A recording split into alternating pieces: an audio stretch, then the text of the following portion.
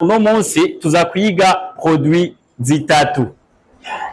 Tuza produit zitatu kumubona zitonze ngaha. Hariho iyi yitwa Dynes Collagen. Murayibona? Iyi ni Dynes Collagen. Niyo tuza guherako. Turaza gukurikiza iyi Dynes Lift Max. Hanyuma duce dukurikiza iyi Dynes Ace Blue. Murayibona? Nizi. Hanyuma tuzoheza kuwa mbere ikigwa cy'ama produit. Kuwa mbere tuzokwigisha triple root, tuce twongera twigishe na ijya yo koza amenyo.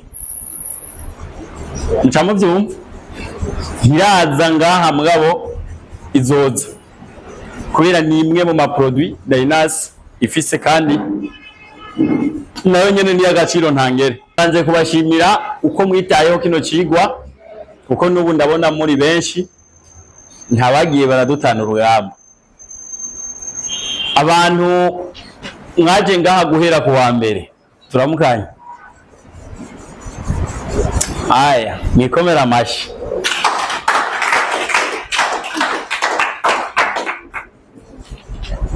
Abaje ngaha guhera ku wa kabiri abo turamukanye. Aya tubakomera amashi nabo kubera nabo nyene murabona ko naho bari bacerewe umunsi wa mbere nubo baje baguma babandanya, sivyo? Baje kubandanya, cyerekana yuko bari mu bintu bashaka. Murabitegera hani byerekana ko bazi icyo bakeneye, ko iyo umuntu azi icyo akeneye arigora kugira umuntu biboneke ko azi neza icyo akeneye agishiramo utwigoro aremera naho bimugora akagumako. Murabitegera? Nuko rero ubumenyi turiko turabaha nibwo buzotuma mubikora neza, kuko twebwe success yiwacu ni yuko aya ma produit azofasha abantu bakagira amagara meza. Murabitegera? Mission yiwacu sukuronka amafaranga byonyene, no, kuronka amafaranga biba byoroshe gose mu gihe produit ziriko zirafasha abantu, hakigoye na kimwe kirimo. Murabitegera? Ujya muntu ufashe aya ma produit ukamenya ingene umucangira produit utiyofatiye niyi kubera wavyitse. Murabitegeye? Aciye agira amagara meza, hari abantu bazoca baza bizanye akandi ingufu nyinshi zigiye mu kubera bari bamuzi ingene agwaye bakamubona afise amagara meza, bazoca bizana. Suko bimeze none. Twebwe rero ahanini ibyacu ntabwo bishingiye ku butunzi gusa. Ubutunzi ni kimwe ariko amagara meza nicyo kiza imbere ya byose. Rero mwakoze neza kuba mwitayeho kino cigwa. Tugira dusangire rero ibyiza vya Dynes Collagen. Ubwa mbere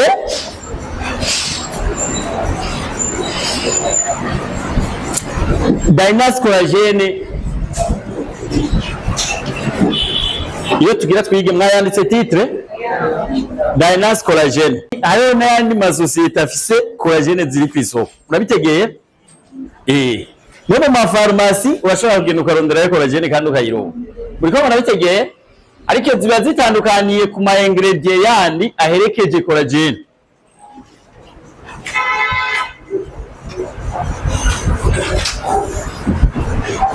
Dynes Collagen. Dynes Collagen, c'est un complément alimentaire. C'est un complément alimentaire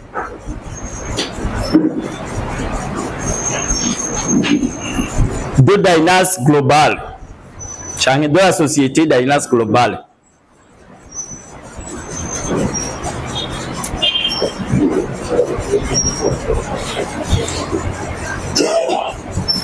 Il a été conçu pour aider le corps à remplacer le collagène naturel qui diminue avec l'âge. Il a été conçu pour aider le corps à remplacer le collagène naturel qui diminue avec l'âge.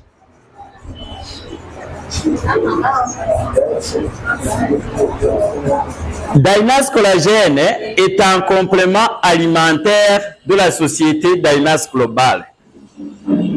Il a été conçu pour aider le corps à remplacer le collagène naturel qui diminue avec l'âge.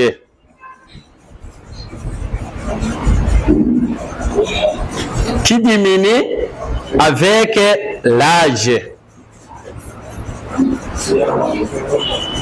Qui diminue avec l'âge. Muriko muragitegera? Tuvuge mu Kirundi.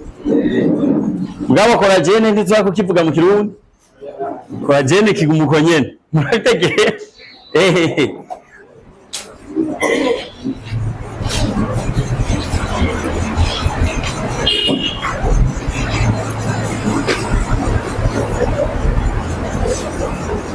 Dynas Collagene n'ingaburo canke inyongeramirire. Iyo bavuze complement ni ukuvuga kongera, kuko urumva ntisubirira indya. Mukongera ni inyongera basi ku byo tuba dukura mu bifungurwa. Ucamo bitegeye ikaba ari y'ikigo Dynas Global. Ingaburo y'ikigo Dynas Global yahinguwe kugira ifashe umubiri gusubiriza collagene y'umwimerere igenda iragabanuka uko umuntu akura mu myaka. Mwabifashe? Subiremwo. Collagene ubundi isanzwe ijejwe gufasha iki mu mubiri? Ijya nyene collagene dusanganwe ifitiye. Iyo nyene twavuze igenda iragabanuka uko umuntu akura mu myaka. Kuko ubundi umubiri wacu urayihingurira, ariko uko umuntu akura mu myaka igenda iragira gute? Igenda iragabanuka. Akazi kayo ubwa mbere cyo kumenya collagene ni ndemamubiri, isanzwe ari ndemamubiri umubiri wacu ushobora kuyihingurira. Tuvuze indemamubiri mu Gifaransa ni proteine. Muriko murabitegeye? Ni ndemamubiri umubiri wacu usanzwe wihingurira. Ihambaye cyane ku buzima bw'urukoba, ku buzima bw'amagufa, ku buzima bw'imishatsi, ku buzima bw'inzara no ku buzima bwo mu makonyero. Muriko murabitegera? Subiremo. Ni indemamubiri umubiri wacu wihingurira, ihambaye cyane hagati y'amagufa ku bantu bamaze gukura, kubera ya collagene igenda iragabanuka. Muriko murabitegera? Ajya kuduga zijya ngaze ndazi ntihabuze abo byagoye no mubari ngaha. Mworohewe mwese? Abarinze kugira effort nini? Aguma yumva ngo sije mbona ndahamaze. Murabitegeye? Ni kubera sikosa ryawe niko bimeze. Collagene y'umwimerere dusanganwe mu mubiri iragabanuka uko umuntu akura. Muriko murabitegeye? Rero ntazagira umuntu bitera kumva umenga nyene ntiyakiriye, niko bimeze. Nta kosa washizemo. ni kubera imyaka ufise, kandi gukura mu myaka nabyo si bibi. Murabitekeye icyiza kihari nuko Dynasty yazanye uburyo bwo kuyisubiriza ijya y'umwimerere iyo yagize gute yamaze kugabanuka cyane. Twagiye mu gifaransa rero. En français, le collagène est une protéine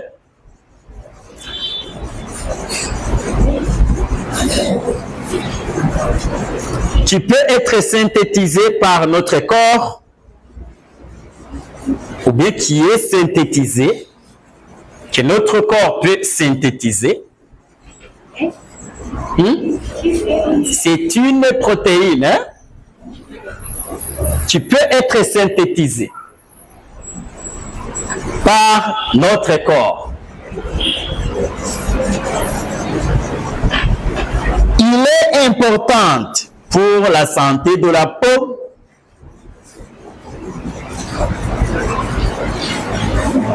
Le collagène est une protéine qui peut être synthétisée par notre corps. Il est important pour la santé de la peau, la santé des os, les os à Magoufa, santé des os, santé des os,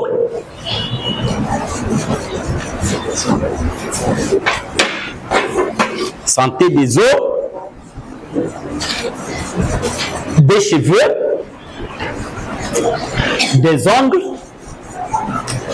et des articulations.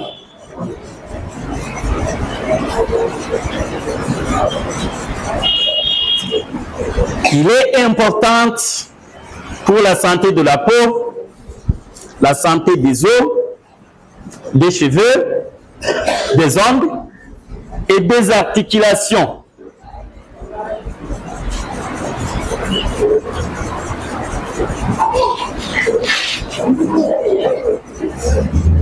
Naejet sawa murakoze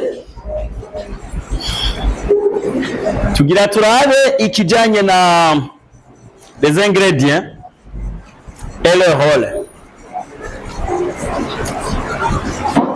Les ingrédients et leur rôle. Ingrédients za mbere, ingrédients ya mbere ni peptide de collagène. Peptide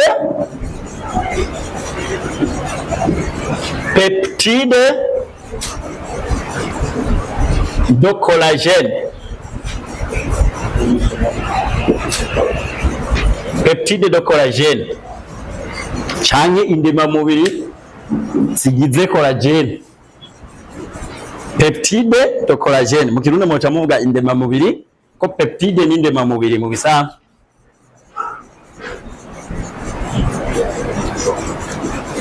Peptide de collagène.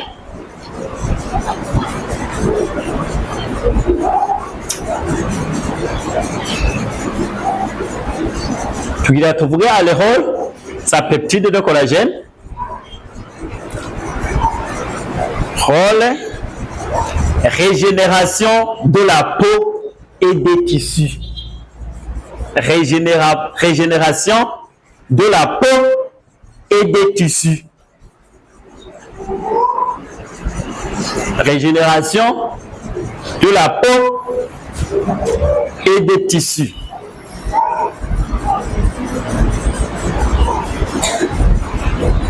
Mu Kirundi twovuga ko ari kunagura urukoba tisi rero gica kituvanga. Tisi novuga ko ari utuntu tw'udushato twubatse ibihimba. Tuteraterana tugaca tugira igihimba. Murabitegeye? Iyo tuvuze tisi ni uturemangingo dufatanye ari twinshi nitwo duca twubaka tisi. Murika murabitegeye? Uturemangingo duteranye ari twinshi nitwo twubaka tisi. Hanyuma tisi ziteranye ari nyinshi zigaca zubaka ibihimba.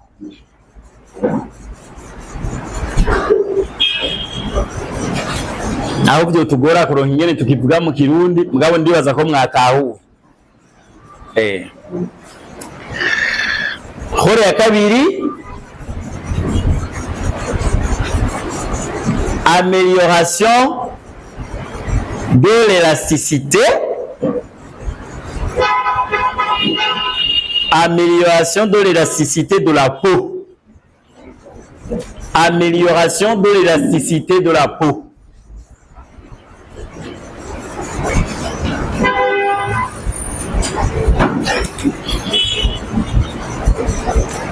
Mu Kirundi ukuvuga izi ndema mubiri za collagen zirongereza ukunonoka k'urukoba, zirongereza ukunonoka k'urukoba.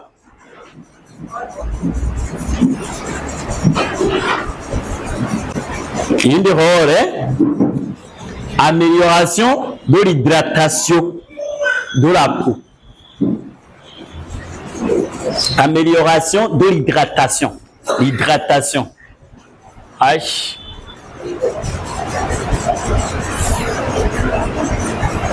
Amélioration de l'hydratation de la peau. Hydratation de la peau. Amélioration de l'hydratation de la peau. Mu Kirundi zirongera akabombera, kongereza akabombera k'urukoba canke k'uruhu. Hari abavuga urukoba canke uruhu, byose nico kimwe. Zirongera akabombera k'urukoba.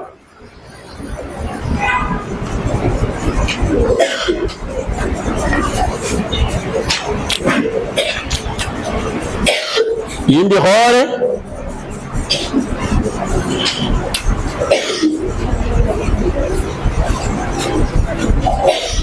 réduction des rides et le relâchement cutané.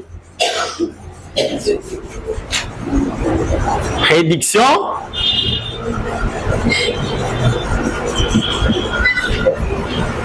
des rides n'inganyari. Ride n'iminkanyari. Nubu ngize nkuko nta tuntu mubona ha twaje jengo nituza ingorane nguyu ariho umuntu ndatubonye agize nkuko tuca tuzi kubera iki selorage nabibonye ingo barabe ngo ngaho imbere barabe arezi mbere rero nk'ugira nka kwa kundi bayibone nawe ntibizi mwatubonye je ntibikunda kubera laje ngaho uyu nawe kubera urabona ni papa sibyo nica mubibona wewe biroroha rwose ko wagize utwo tuntu tuca tuzi ngaje bikabanza kugorana ariyo naride nziza utarinze uragira eforo yo kuzerekana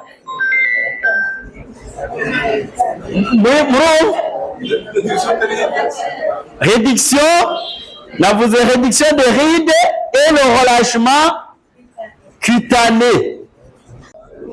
Ntabyo murabona cyangwa ugasanga ibintu byurutse injebejebe babyita injebejebe ugasanga byaje ku murabaze kubibona ivyo nivyo rero relâchement cutané.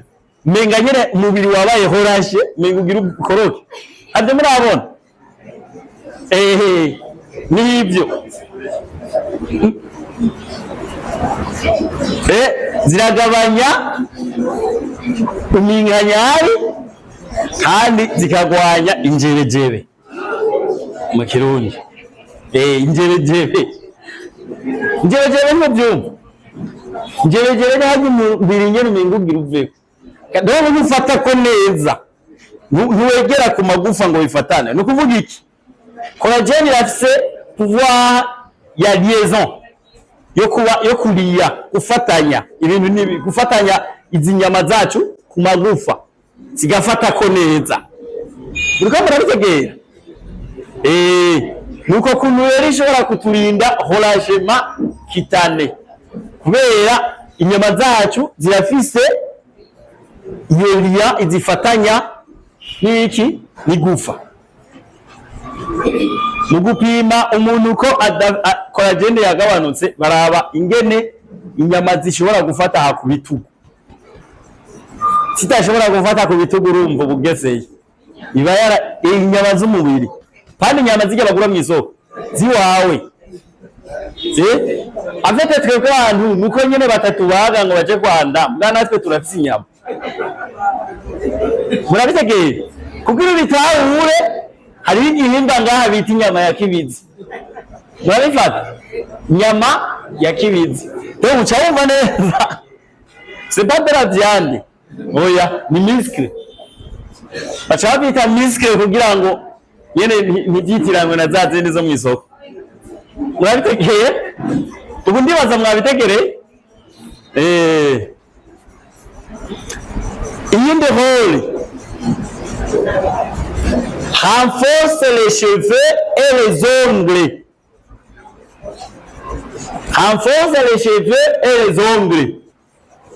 Avete ku mubiri hari ibintu naho butabifise umenga ntangorane ko nk'imishatsi murabona no kuyimwesha turayimwesha.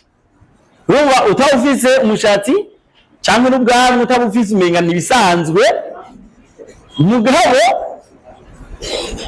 birashobora kugutuma utiyumva neza ukumva umenga nyene nturi mu kibanza cyawe.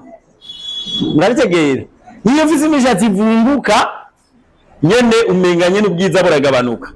None sivyo nko ku badamu hoho n'ikibazo gikomeye.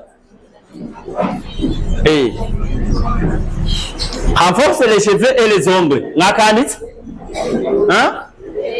Muyani mu Kirundi irakomeza imishatsi n'inzara. Hanyuma soutienne les articulations et les os. Soutienne les articulations et les os. Amagufa. Soutienne les articulations et les os.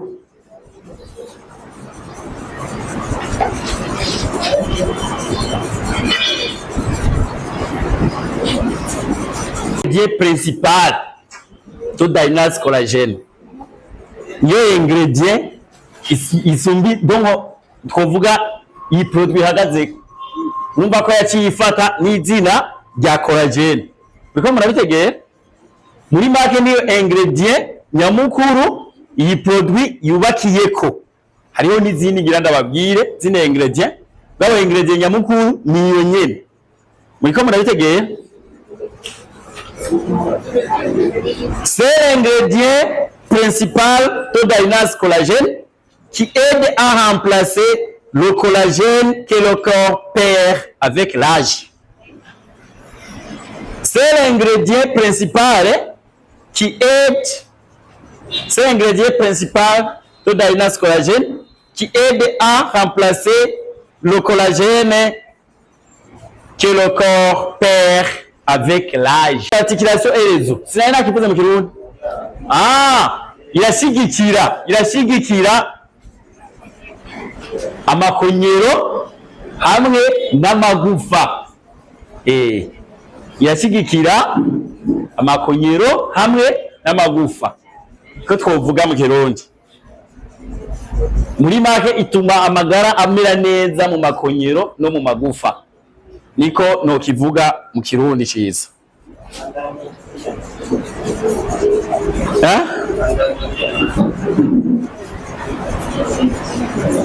Twavuze yuko ari izi ndemamubiri ari zo nyamukuru, izo nyamukuru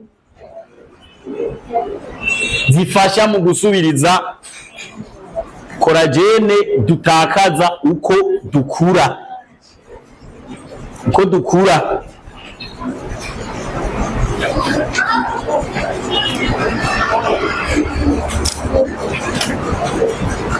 Naza gutangara ikintu ngira nigisha.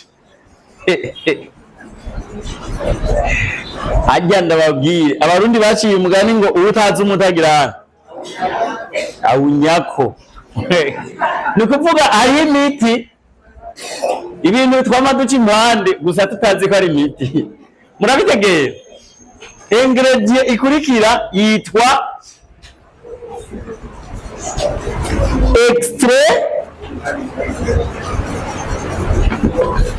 extrait de nid ichari ni d'oiseau.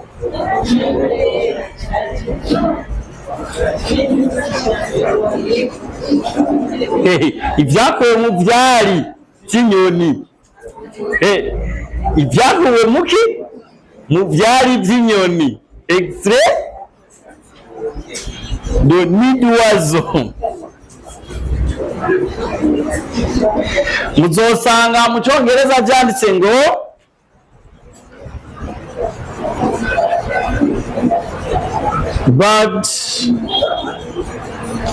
bird nests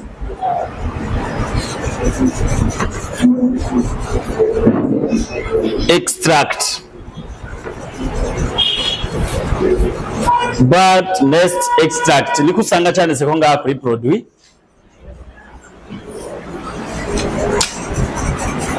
Extrait de nid d'oiseau, ibyakuwe mu byari by'inyoni. Hore ya mbere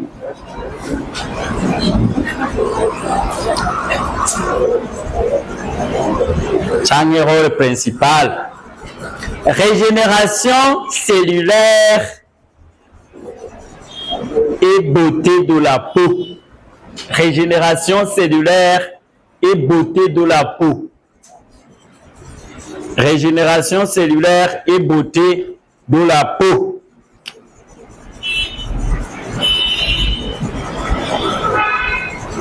Iyo hore principal twovuga muti bigenda gute? Izo extrait bakura mu byari by'inyoni ziri riche en EGF. EGF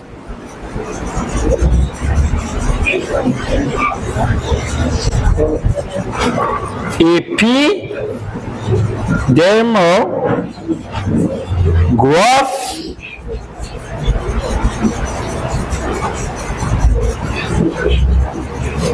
factor. Epidermal growth factor. Epidermal growth factor. Icyongereza?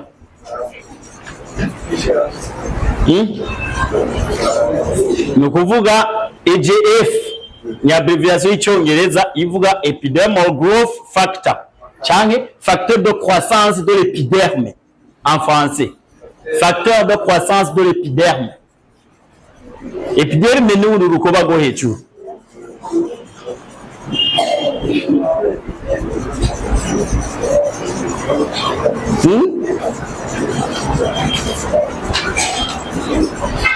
Ni kuvuga ni facteur de croissance de l'épiderme.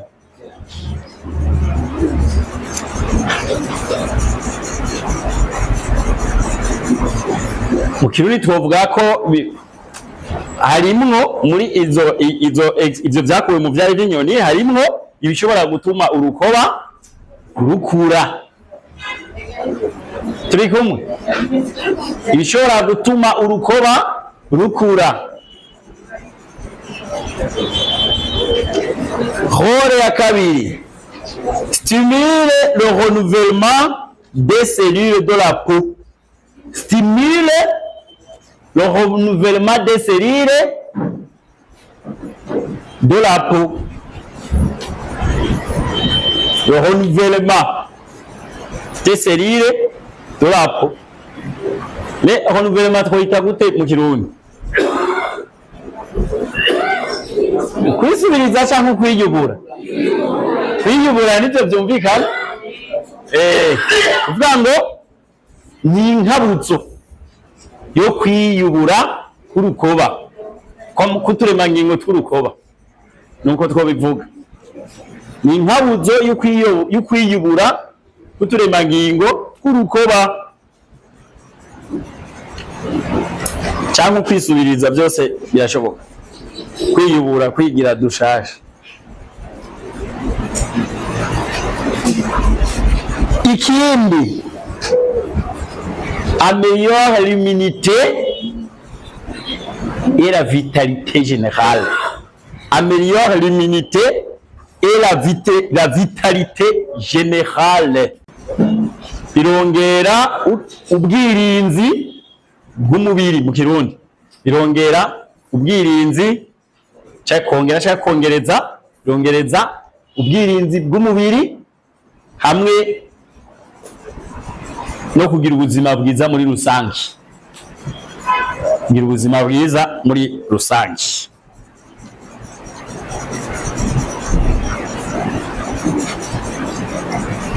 En résumé, novuga yuko ibi byahukuwe mu byari by'inyoni bifasha urukoba mu njamake, bifasha urukoba kunaguka n'ingoga canke kwibura n'ingoga no kugira rugumana itoto.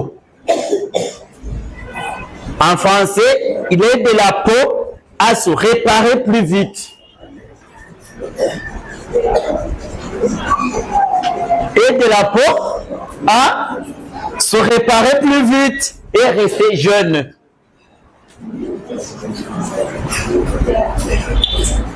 Turi kumwe? Aide la peau à se réparer plus vite et rester jeune.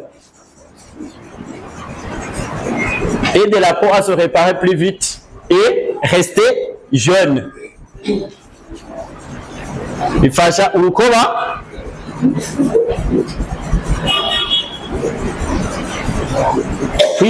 kwiyubura n'ingoga canke kwinagura n'ingoga, kandi rugaca rugumana itoto,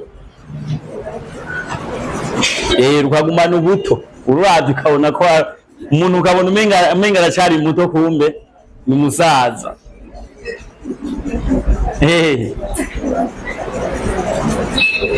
Yes, ibyo ukazokumva abantu baguha imyaka iri munsi y'iyufise, zoca umenya ko ari sawa.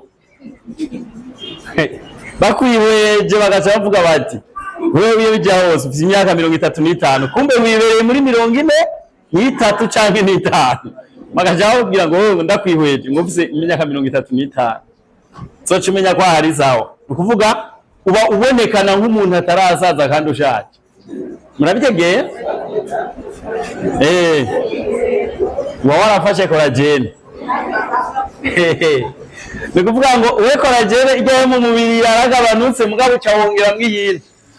Murabifata? Nuko nyene. Andi naho abarundi bakavuga ngo ubwiza buca hehe? Mu kanwa. Burya umuntu abicariye, icyo wihereza n'icyuba.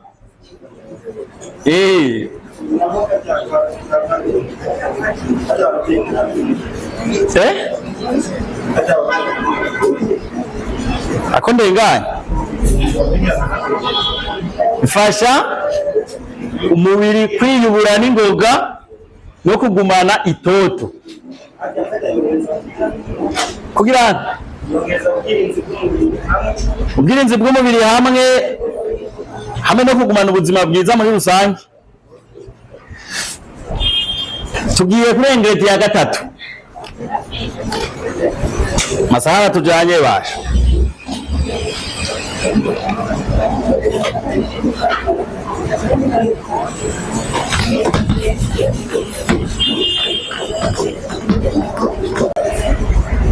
Trois,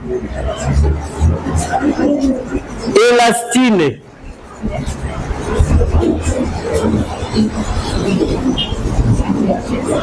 Élastine. Élastine.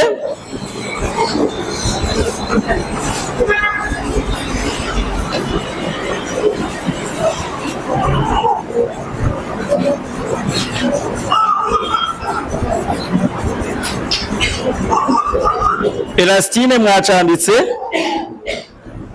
kiriko no ngaha kuri produit usi hanyuma neza ngwije ko kubera bari mu Congereza aho turi en français nabitegeye hore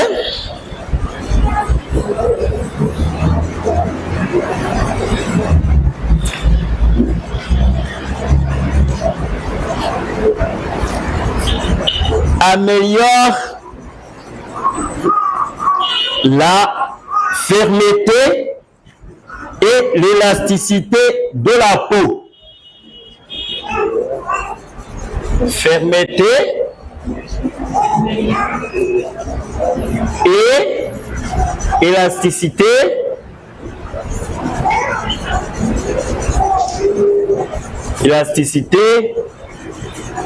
de la peau.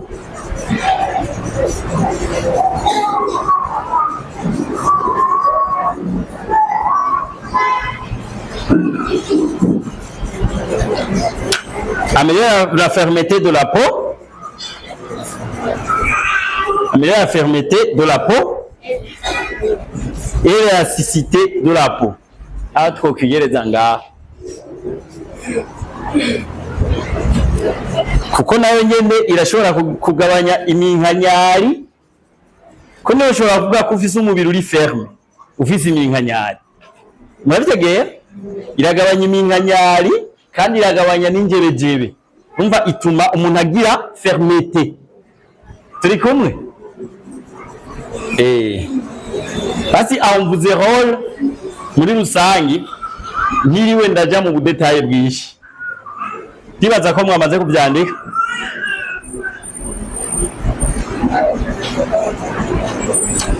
Elle aide Elastine n'agakobwa cyo ituma dukoresha elle aide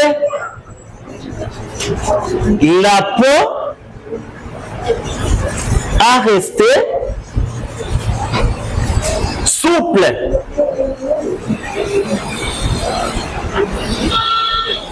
et rebondie.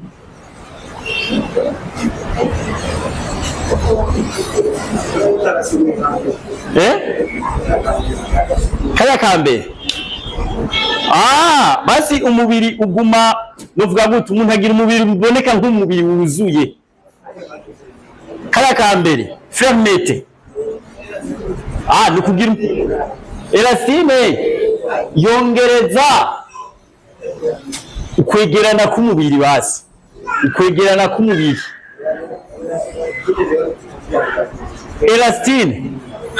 Elastine basha no kavuga gute n'utuntu dukweguka. Oya, elastine nyene n'akantu kitwa elastine uko nyene, basi n'utuntu tuba turi mu mubiri tumeze nk'utu elastike dukweguka ukuntu. Mwabitegeye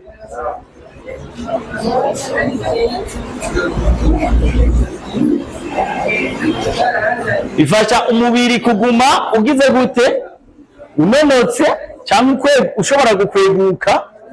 Murabyumva gukweguka nka kujya kwitopito elastique, murabyumva. Hanyuma umubiri aka kantu robondi rero murakumva.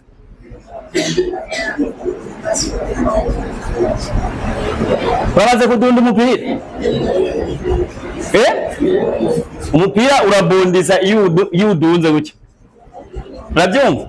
Rero umubiri wawe ushobora kuba udundadunda ukoze gutya, hashobora gufyondoka mbwa hacagaruka. Nibyo rero ushobora gufyonda umubiri ukamenga urutoki muri bibiye kubera umubiri wawe uroroshe, hanyuma ukuyeko hagarutse mu kibanza. Niko bita kurobondisa rero, murabifata. Umubiri wawe muzanzwe umeze nk'iki nk'agatenisi, gusa mubyumva.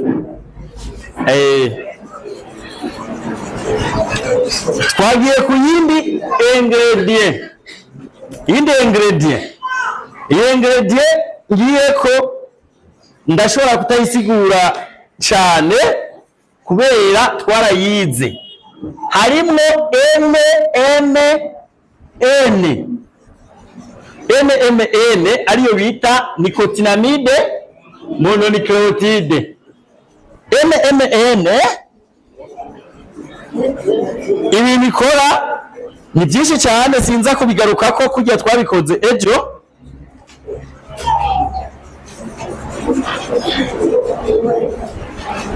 Mugabo ahanini twovuga yuko ishobora kuaugmenta energy mu mubiri, augmenter l'énergie, kandi kongera ikaba ari na anti-age kubera irafavoriza le renouvellement cellulaire. Murabitegeye? Donc iratuma uturemangingo dushobora kwigwiza, irashobora no gukingira uturemangingo gupfa n'ingoga.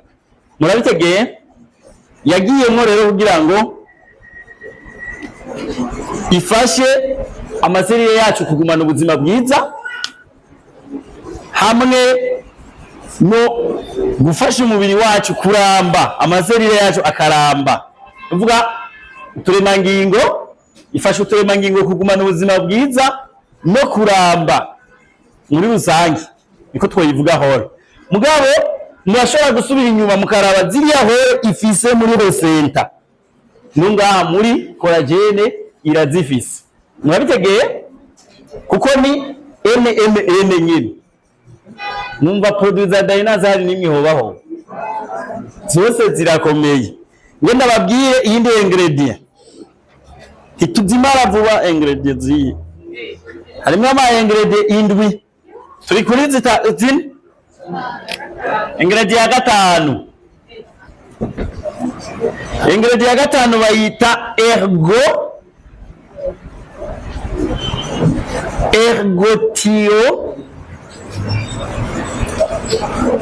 ergothioneine. Anabreje bacha bayita EGT. Ergothioneine mu Kirundi bacha bagicapa, bacha bajani kunyene. Mugabo naye n'imbema mubiri nyene ifise ibintu bikomeye ikora. Icyambere ni puissant antioxydant. Puissant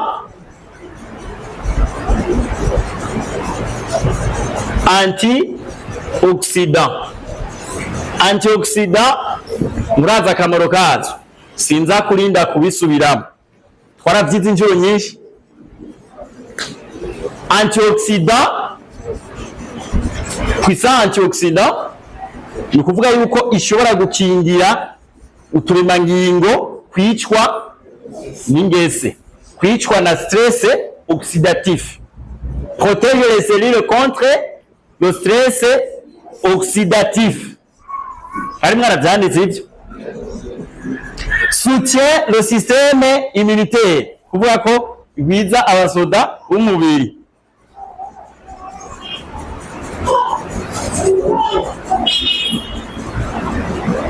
Soutient le système immunitaire, donc irashigikira igisirikare cy'umubiri. Aide à ralentir le vieillissement cellulaire. Ni kuvuga iratuma uturemangingo turamba, kandi iyo uturemangingo turambye n'umuntu acagira ane acaramba.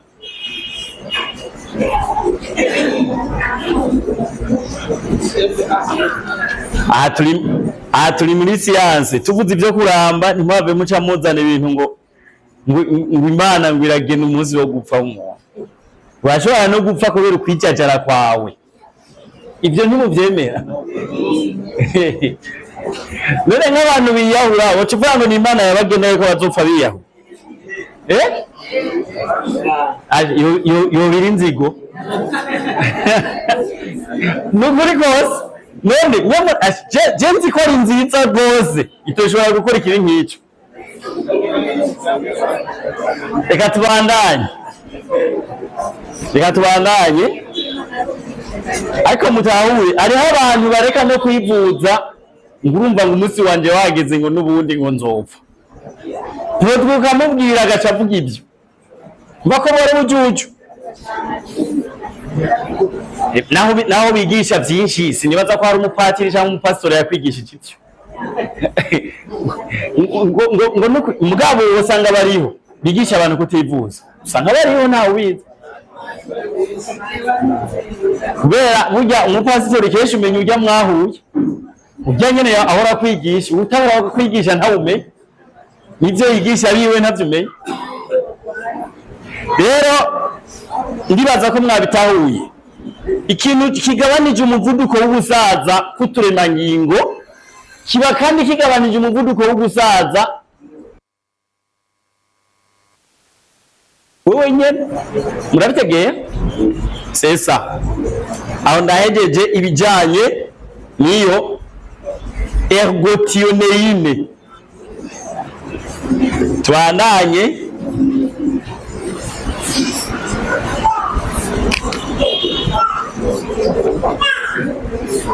Nicyo gituma navuze nti turi muri science hagira ababana yabagira amakomantere ajanye na horizon ibikenewe ko science na horizon kenshi n'ibintu bishobora kugira ivyo bidahurije sibyo none ni nkakajya nigeze kubabwira nti wa munsi nkabijya bintu byo kuba mu nda y'urufi scientifiquement ntibishoboka ko umuntu abitahura kubera ifi irafise amanzi y'imindani muri iyo bya muntu yari guca badigere wewe mubitegeye scientifiquement ikintu kigiye mu nda c'est la digestion igikurikira mugabo urumva bijanye na horizon igitangaro c'est un miracle nta discussion tubyemera uko nyene mugabo muri science hemerwa ikintu kibaye demontre nicyo gituma nayo amaproduit turiko turayabigisha kugira ngo ujya muri zo uri kurazibwira uzoshobore kubidemontre atabyushoboye azovuga ati ibyo bintu byawe ntibikora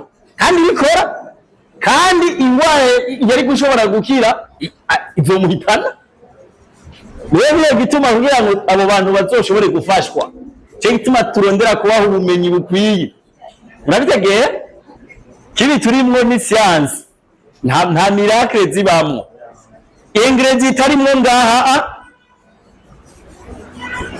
nyene nta yibirimwo hame yirimwo irazikora akazi kayo ishitse mu mubiri nuko nta miracle irimwo rero iyi produit kivuye nta miracle irimwo igufashije kuronka amagara meza nta miracle irimwo c'est de la science est-ce que murabitegeye ni science kandi n'ibintu biri prouvé par des laboratoires hii ndabona ifise norme ya GMP ni norme y'Iburaya hama SGS ayo ni Société Générale de Surveillance menga ni y'Abafaransa na Mesti nayo nzi sinzi mugabo ya nama Société de Standardisation barapima ikintu gikwije ama standard hama kikaja kuri marché ama laboratoire akomakomeye haba harimo abascientifique bakomeye biga kamwe mu bigize iyo produit mwego murabitegeye ni science rero ntagiye amana kirimwo umuntu akijijwe na produit murabifata akaza gukira kubera ibirimwo muri iyo produit mwego murabitegeye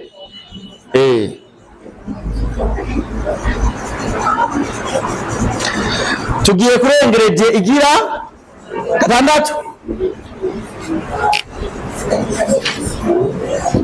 gatandatu irengereje igira gatandatu yitwa GABA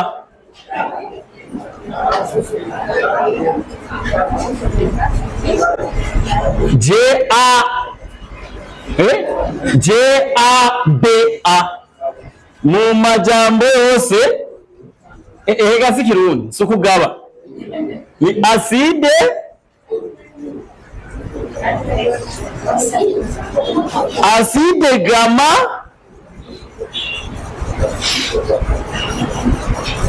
gamma gacahaza gatre aminobutyrique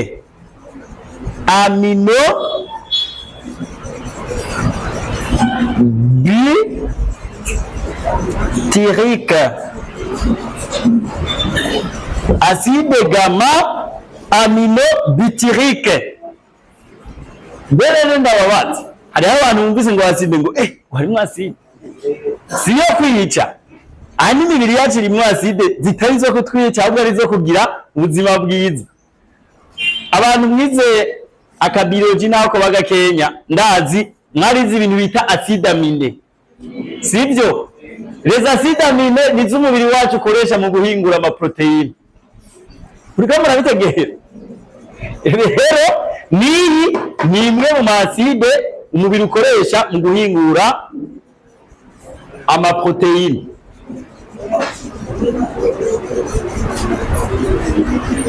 Icyambere rero ifasha GABA, ikintu ifasha cyambere ni relaxation et sommeil. Relaxation et sommeil iratuma umuntu aruhuka neza kandi akagira n'itiro ryiza.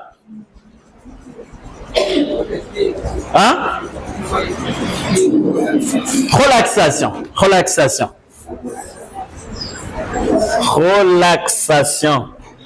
Et l'anxiété.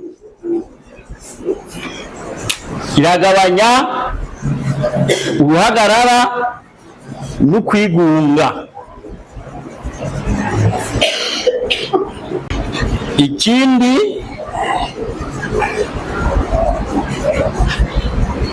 favorise la clarté mentale.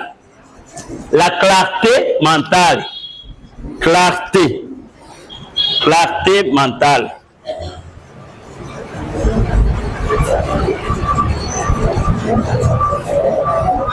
Umuntu afise clarté mentale usanga keshi ibintu byiwe biguma mu rutonde, usanga ari responsable. Murabitegeye umuntu afise ubwonko bwiwe butonze neza, donc ivyiyumviro vyiwe biba biri clair, no mu vyakora usanga afise urutonde. Muriko murabitegeye erega hari abantu benshi tugenda tugwaye. Murazi yuko ushobora gutakaza urutonde ugasanga iwahawe irresponsabilité ni yose nyene uri irresponsable. Hari abaca bibaza ngo nukubura indero ariko sivyo, uraba ufise stress.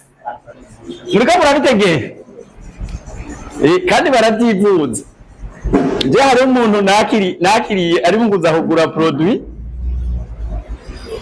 nukuri yambwiye ati jewe nishuwe narahagaritse kubera je suis irresponsable. Uko nyene ati kibazo ngo indwara nzise intera kuba irresponsable. Umva nkora bidahemeye ibikenewe bazanga sinabikoze. Barabyumva ati none murafisa produit zomfasha. Jeje umwaka wa mbere wa maîtrise wa kabiri yaciye uhagarika byaranze. Mwategeye mugabo irekonsia ko iyo ngorana yifise. Murumva muri market aragwaye mugasa umusazi. Iyo bari umusazi ntiyari kuba ari konsia ko afise ico kibazo. Abandi nibo baba babona yuko ari afise ingorane mugabo ntaza babona. Ese murabitegeye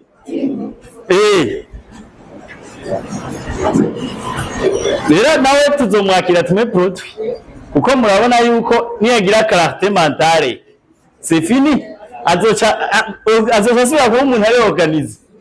Murabitegeye oya si yonyene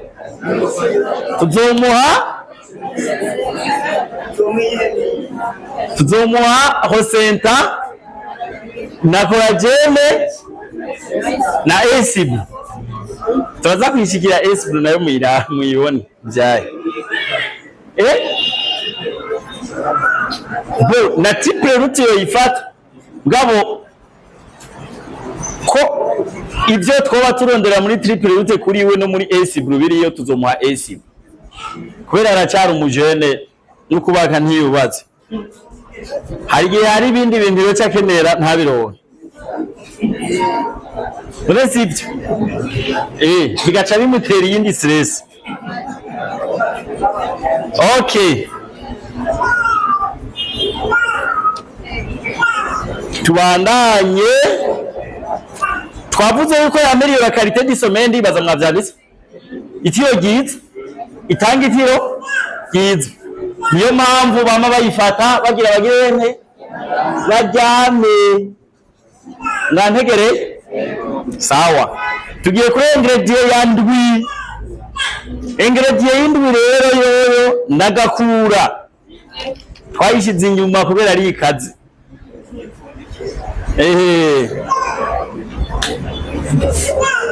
Ingredient y'indwi ni vitamine C. Asha horo mwaratahuye ko mvuze ingredient ikaze muca mwumva vitamine. None ndavuga amahoro yayo. Vitamine C hajya nitwaye amazi. Vitamine C icyambere aide le corps à produire naturellement du collagène. Irafasha umubiri kwihingurira collagène. Vitamine C aide le corps à produire naturellement du collagène. Bisigura iki? Ufashe collagène muzoyamako. Iyabe collagène itafasha umubiri kwihingurira collagène yawo naturelle, vyociye bisaba yuko uyamako kugira ugumane ubuzima bwiza. Mugabo irafasha umubiri gushobora kwihingurira collagène naturelle. Ikindi renforce le système immunitaire. Renforce le système immunitaire. Basoda umubiri. Ingwara ikisanga hari kiki. Isanga hariho defense ikaze. Isanga kiri mw'abagabo. Naho indaya nyene ingabo zishitse ubugabo.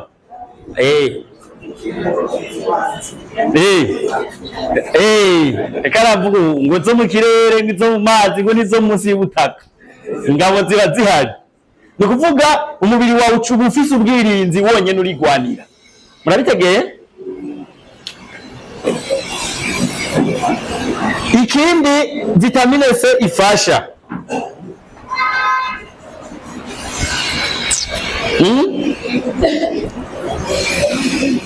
ni puissant antioxydant. Puissant antioxydant. Mucamumva yuko ikingira uturemangingo hitwicwe n'iki? Aha, murakoze. Nivyo rero ndibaza yuko tuyimaze iyi produit. Mwumve neza akanote bien. Notez bien. Sans vitamine C, le corps fabrique moins bien le collagène. Sans vitamine C, le corps fabrique moins bien le collagène.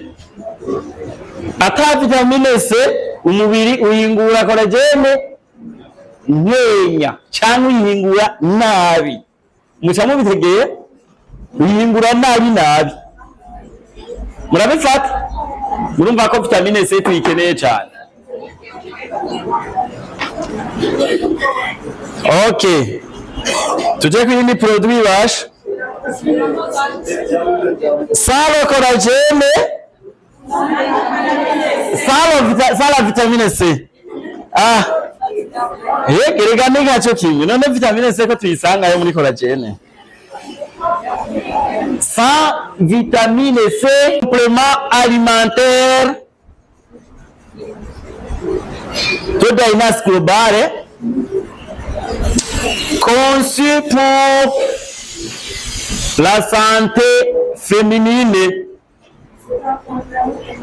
C'est un complément alimentaire de la société Dynas Global. Dynas Global Dynas Global, conçu pour la santé féminine. Conçu pour la santé féminine.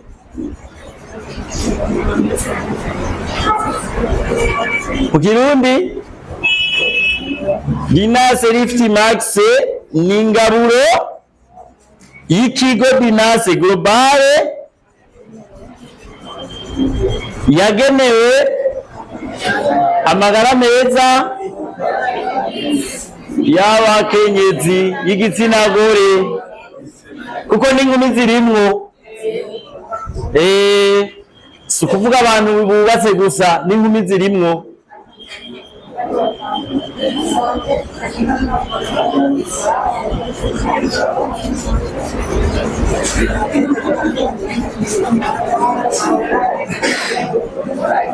Il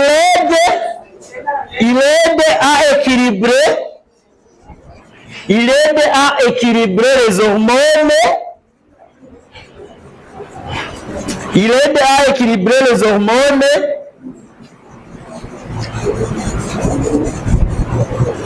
améliorer la fermeté de la poitrine, la peau et la vitalité féminine. Il aide à équilibrer les hormones, améliorer la fermeté de la poitrine, la peau et la vitalité féminine. Il aide à équilibrer les hormones, améliorer la fermeté de la poitrine, la peau et la vitalité féminine. Ça mu Kirundi? Aha, murakoze. Kana kibasigurire. Ifasha gushira ku rutonde rwiza inkabura mubiri. Hormone bisigura inkabura mubiri mu Kirundi. Kongereza ubwiyunge bw'igikiriza, niho novuga, cyangwa ubufatane bw'igikiriza. Ubwiyunge bw'igikiriza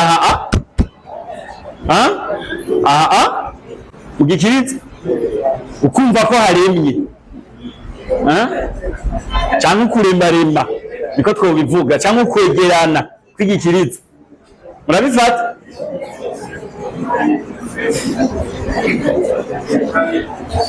Ukwegerana k'umubiri, donc umubiri igikiriza ntikibaholashe. Basi muri make mu Kirundi twovuga ko igwanya injerejebe. Igwanya injerejebe z'igikiriza haje umenga kigira shipire. Murabifata?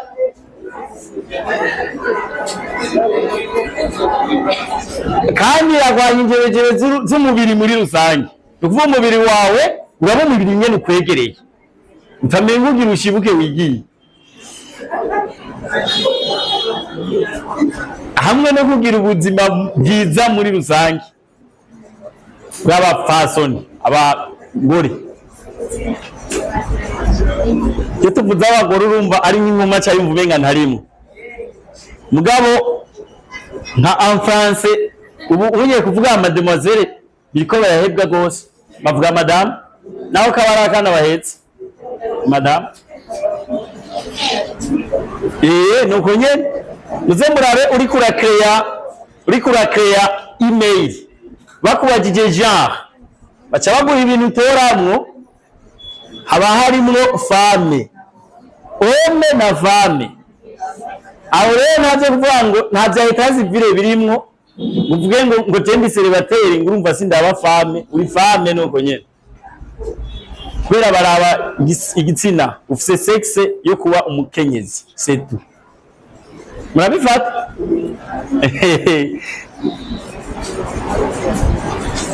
Tubandanye.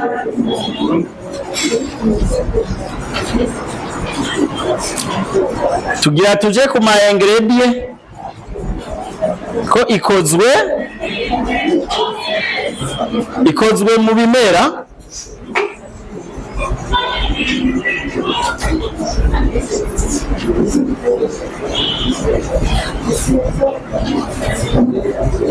Les ingrédients, principaux ingrédients et leur rôle. Principaux ingrédients et leur rôle.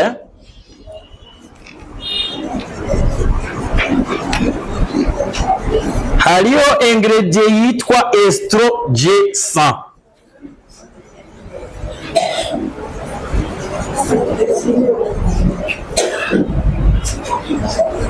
Ko ntangazwa niyo irangira igihe mfutishije amaboko mbwa naryo mboye ngo niginjiye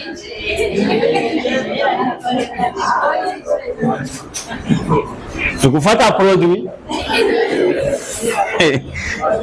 kuko niwo mbwira yoye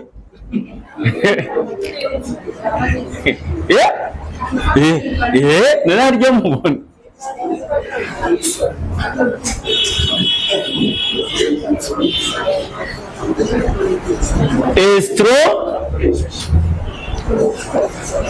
estrogen kandi yigiye mu yandi hari inkuru agatire amasa ingredient kandi hariko n'akantu kitwa aka kameze uku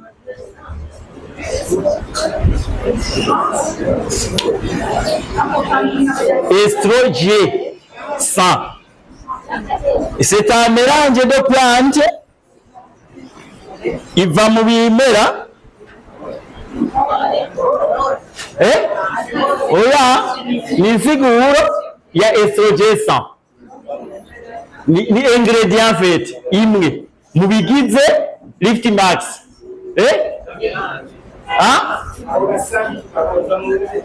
Ijana kaya kari mu kazingi ni bidome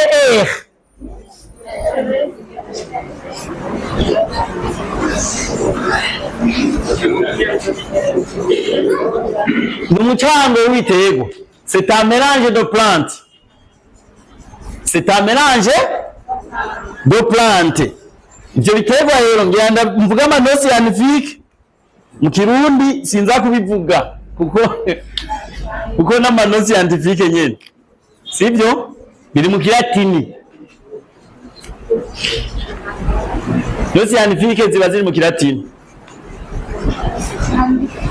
Yana vyandika c'est un mélange de plantes. Plante ya mbere ni sinangumu.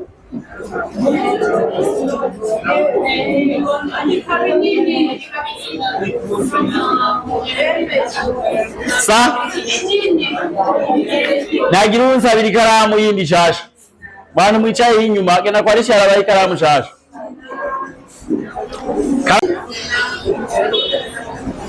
aho sangiyo musari yandika neza C Y N A N C H I M. Sawa? Hanyuma will W I L F O R D izibiri. Ico ni igiterwa ca mbere. Sinangumu Wilfred. Murazi gituma aya no certificate tuyatanga iyo umuntu agize amasiko ucuyamuha agaca yigira kuri Google akibariza les propriétés médicinales za kino giterwa acasanga bya bindi bamubwira ari byo. Murabitegera kuko aba bihawe n'iki n'abandi basherishere batari wewe kuko wewe rega hari gihe atakwemera kubera araza aho wize araza yarakubonye utambara ibutura urumva afite byinshi azikuri wewe. Murabitegera umugabo niyabihabwa na Google acavuga ati cyari ibintu yambwirira nibyo rega bwabo ni wa muntu n'umurondezi ibashe ibi bintu yananze kubimenya. Rega abantu batibatse ko batanga kumenya ibintu habyo muyumvira ibyo. Hari abantu bazi yuko hari inze hazi ibintu ari bo gutanga kubimenya wewe. bazi yuko batantambwe wogira gute wotera atarayitera nabo. Igiterwa cya kabiri bakuye muri estrogen nababwiye ko ari umucanga. C'est un mélange de plantes Phlomis umbrosa PH OMIS umbrosa IMORSA.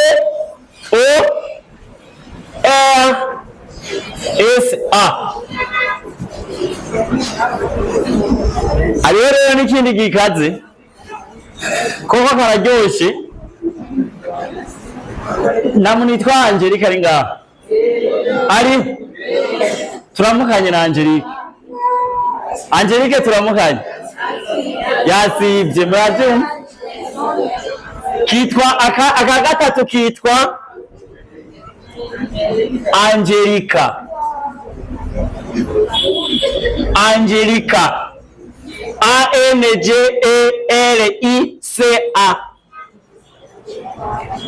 Angelica gigas GIGAS hey Angelica gigas tutanyarukije araza gushuha. Mwabonye yuko amatara agiye n'amasaha aragiye. Oya mugabo mwihute ko twava ngaha tutayimaze. Iyi ya kabiri nashaka kubigisha zitatu.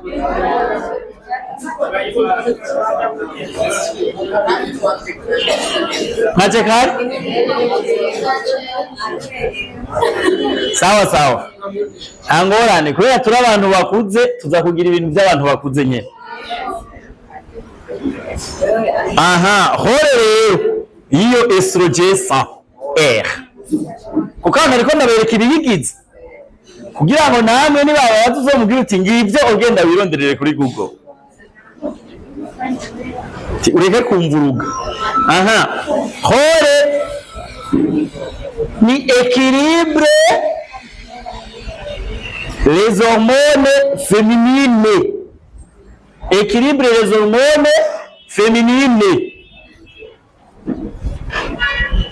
Mu Kirundi ishira ku rutonde inkabura mubiri z'abagore. Aho ni inkumi zirimo. Ishira ku rutonde gwiza inkabura mubiri z'abagore. Aho ya kabiri ya mbere twahejeje les hormones féminines. Aho ya kabiri réduire les bouffées de chaleur et la fatigue. Les bouffées de chaleur. Ubushuhe kuduga ubushuhe tuyaje ubushuhe bouffée mwava mugira ngo ni buffet ba les bouffées F zibiri na E kandi les bouffées de chaleur et la fatigue igabanya iduga ry'ubushuhe niki n'uburuhe basi ituma umuntu agumana ubushuhe bwiza butarenze urugero. Urabitegeye nubwo nyene wonyene ni bwa bundi we warabuze ça réduire les bouffées de chaleur. Basi ihindagurika ry'ubushuhe niko twobivuga ituma hakabihindagurika ry'ubushuhe. Ko mu bisanzwe umuntu ategezwa kugumana temperature constante, ubushuhe uri ku rugero rumwe normal. Améliore iyindi hore améliore l'énergie et le bien-être général. améliore l'énergie et le bien-être général. Nukuvuga yatuma muna agumana inguvu no kumererwa neza muri rusange.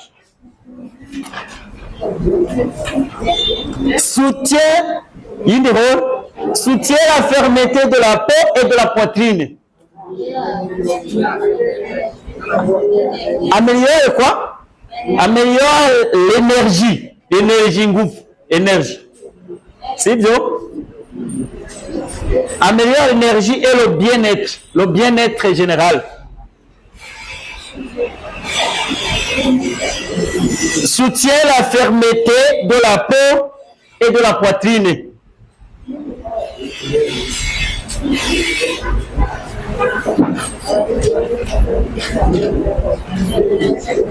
Mu Kirundi tuvuga ko ituma umubiri udashwanyagurika, guma ufatanye neza. Ni soutient la fermeté de la peau et de la poitrine. Abantu bandika Kirundi vraiment barangyohera gose, ntibansubizamo keshi. Nga mu Gifaransa ko atari ururimi rwa mama.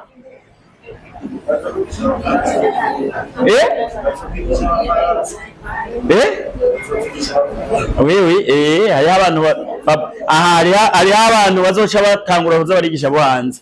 Kubera ibikoresho turiko turabibaha. None sivyo. Tugiye kwindi ingredient. Ingredient ya kabiri. Extrait de safran persan. 2. Extrait de safran persan. Safran persan.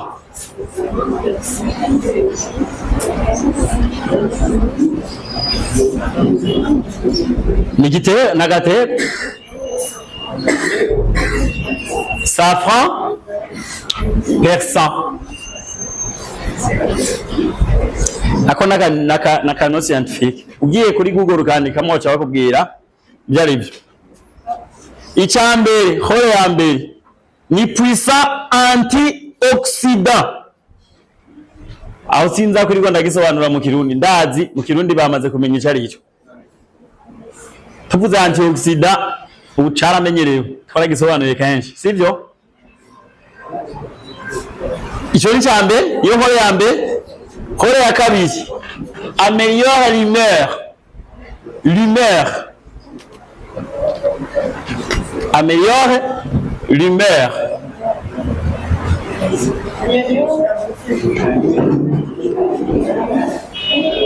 Yatuma abagore badashishwa. Umurazi utabona ko yanukiwe. Yatuma abagore batwenga, bamererwa neza. Bakagira bonne humeur. Umugabo atashe bakavuga ngo kari mu mishinga naye. None aya ni muzi uko iyo email itari nziza. Umugabo aje ateramira mu kabari. Gira ataye wasinziriye. Hamwe umwugururi usinziriye urafuyiza. Nuronka umwanya wo kumugirira umujinya aca yiryamira.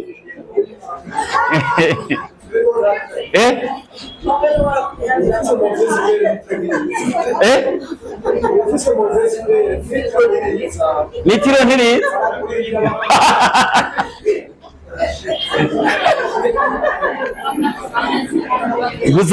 Gusa urumva utari umugabo mugahinduka utaha mukavugana iyo email yibuka mubaza icyo yavuye.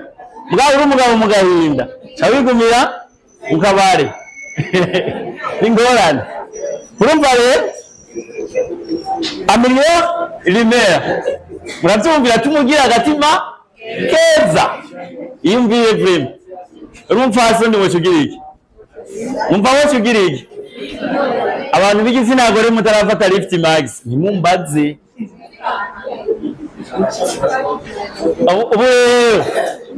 Umuntu azosubira kuzarishavuza ngaha. Tuzoca tumutegeka gufata lift max.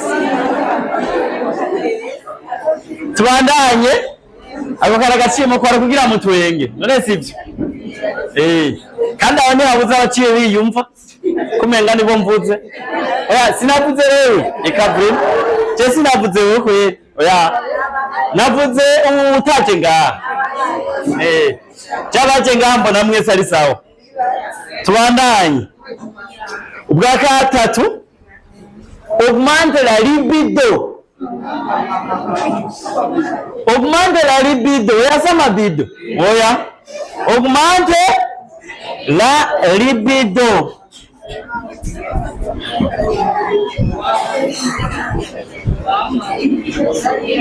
la libido wawundi yambaza rero ngo nisharere mwiyere twumva ha ubundi ageze kuri sharere ya indi agomba vuga ni nyene bita la libido ho gushaka umugabo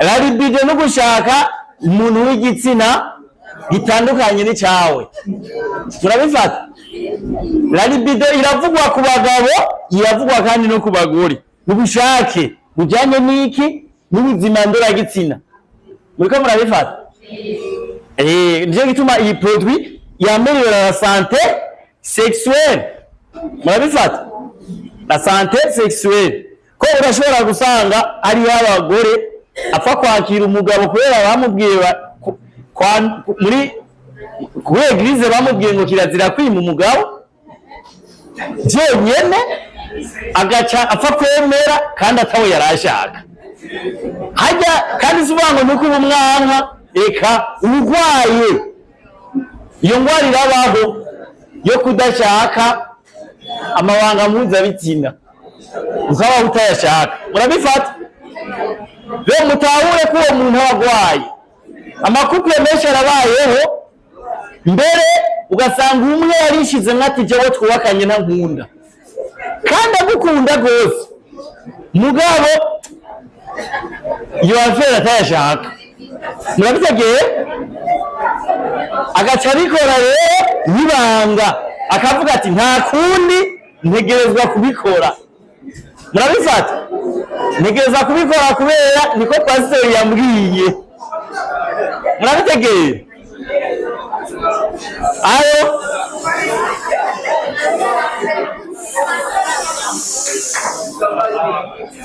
iyo tugeze ku bintu by'igitsina komantere zishya ziba nyinshi bisigura yuko le sexe c'est très intéressant kandi nibyo kubera reka ndababwira vrema mwana agomba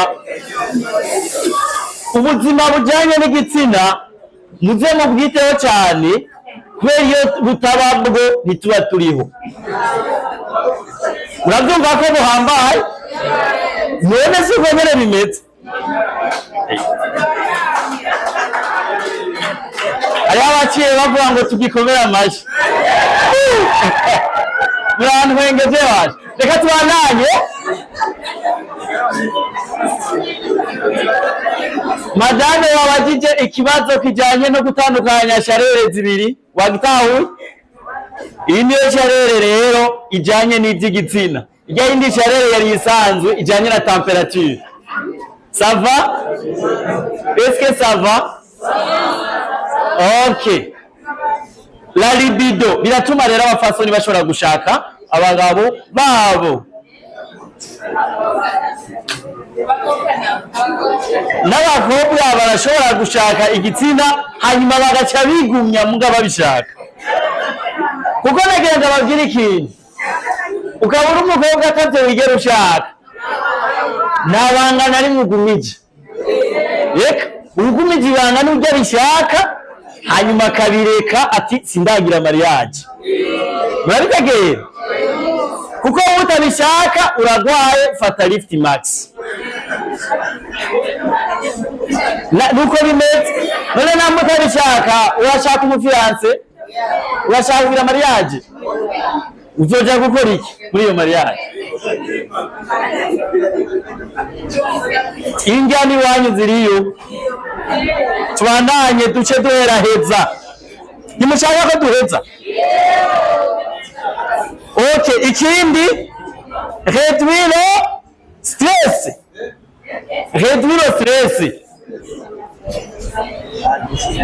réduire stress, donc ni anti stress, yagwanya uruhagarara. Ica nyuma kuri iyo ingredient ni soutient les fonctions cognitives, yatuma notre système nerveux ikora neza. Urabitegeye? Soutient les fonctions cognitives. Les fonctions cognitives. Cognitive.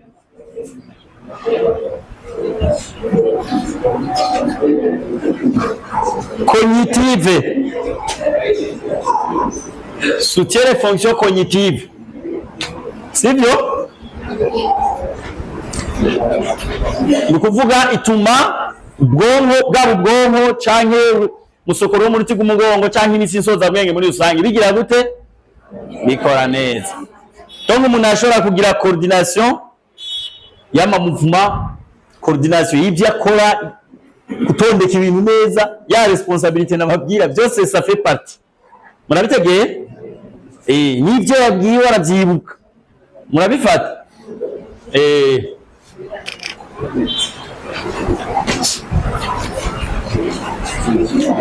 Iyindi ingredient ya gatatu. Ingredient ya gatatu, extrait d'algue rouge. Bega algue rouge ni twabyize ku yindi produit. Twite algue brune.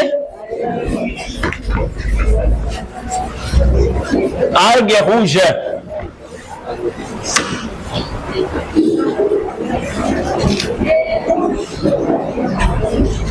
Extrait ya gatatu. Extrait d'algue rouge. Extrait d'algue rouge.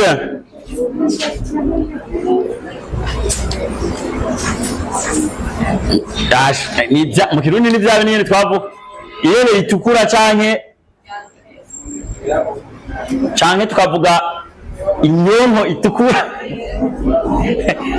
Inyonko kuzara baza guca bumva bari malari mugabo sivyo. Tujya buntu bwo mu mazi ivyo nyene bita alge bavyita inyonko mu Kirundi. Murabifata? Tugira tuje kuri hore rero. Extrait d'algue rouge. Tugira tubimare ntimugire ubwoba. Hore ya mbere, améliore l'hydratation et l'élasticité de la peau. Améliore l'hydratation et l'élasticité de la peau.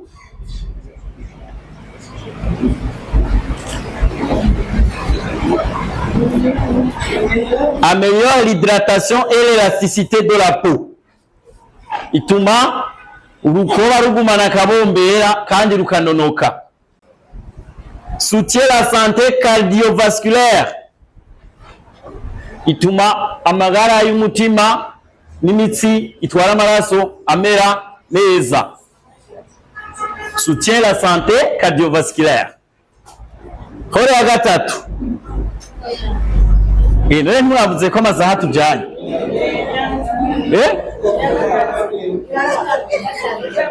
Kumwe nimwe waramuyoberwa digite. Iya gatatu ndayivuge. Aya niba kari sawa. Renforce l'immunité. Igwiza abasoda umubiri.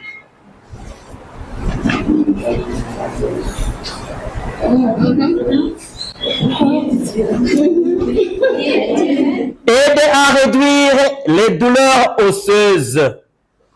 Aide à réduire les douleurs osseuses et améliorer la mobilité. Améliorer la mobilité.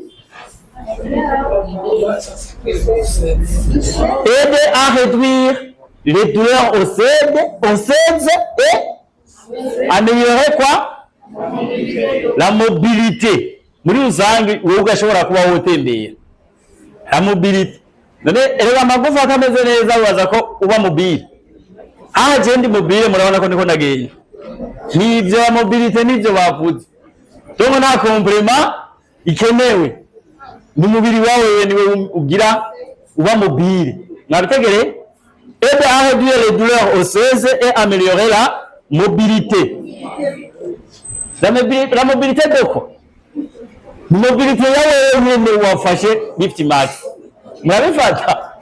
Ucushobora kuba wogendagenda ukagira le mouvement. Mwabitegere? Ya, nibire compris na gato. Ni mobilité yawe wafashe produit. Aho kiri kwiye. Ibi bintu byose turiko turavuga biba mu mubiri. Nimo bitegeye? Okay. Chakane rero. Ariyo ingredient ya kangahe? Ya nyuma.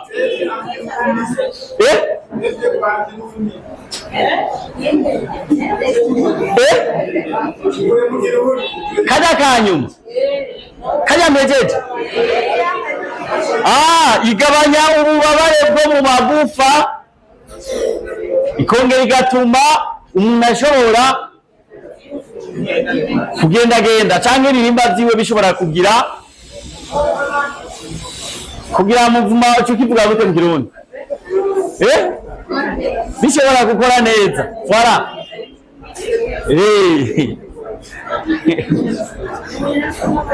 Okay, nibaza mwavyumvise. Tubandanye. Isoflavone de soja. Isoflavone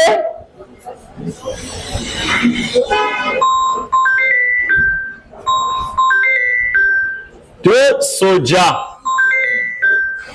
Soja nyeni soya.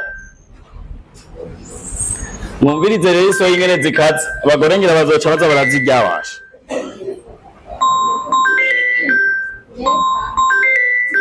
Baramaze ba des oestrogènes naturels. Hormone imite nyene tikwigana. Erreur. L'action des oestrogènes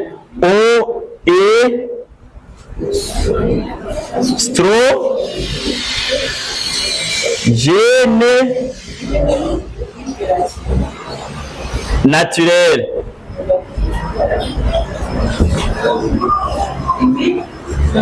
Imite l'action des oestrogènes naturels. Oestrogène, titre naivuze isoflavone de soja.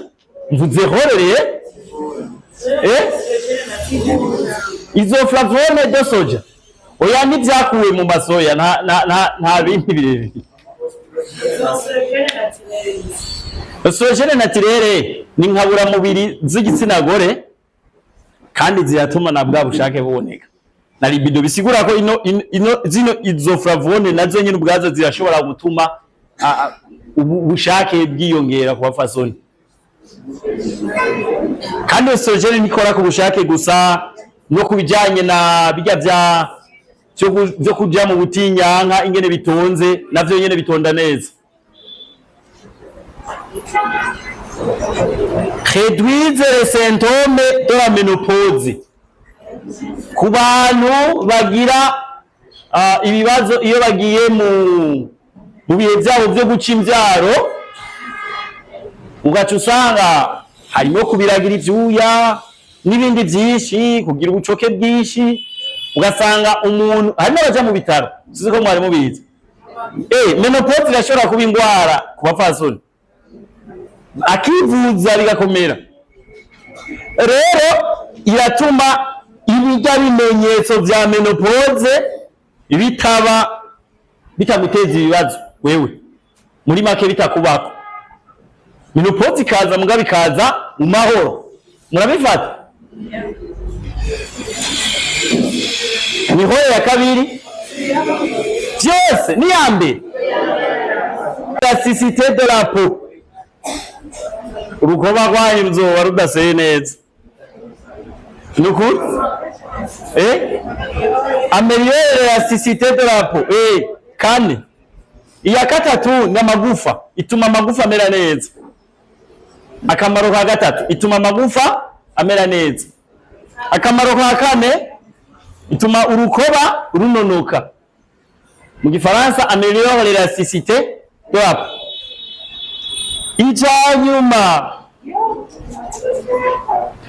Icyanyuma ariho umuntu aciye avuga ngo dutaha. Ubushatse aracataha ntangorane. Icyanyuma, réduise le risque d'ostéoporose. Osteoporose ni ukuvungagurika kw'amagufa.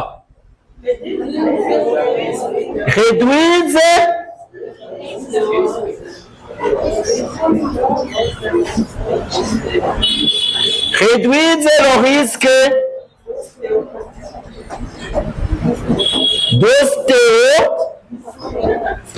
d'ostéo-O-S-T-E, jirako na accent, hama O, hama P-O-R-O-S-E.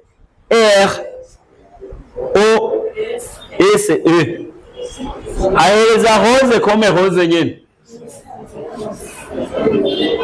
Chanazi kwa umuntu kitaza kunanira ngaha. Abantu bitwa baroza nticabananira chanda imbona ko takundi. Réduire le risque d'ostéoporose. Nukuvuga igabanya ivungagurika y'amagufa. Nuko rero reka tugeze aha hariho produit tutize nari nashatse ko twiga uno munsi ariko nta ngorane ikigwa cyaryoshe sibyo ikigwa kiryoshe duca duteba ariko kandi turashobora kuba twatebejwe n'iyi produit bayita Lift Max ni ya yindi yanyu mwebwe abakenyezi sibyo iyi rero kubera harimo n'ibintu bya santé sexuelle twategeza kuyitebako rero tuzoca tubandanya kuwa mbere.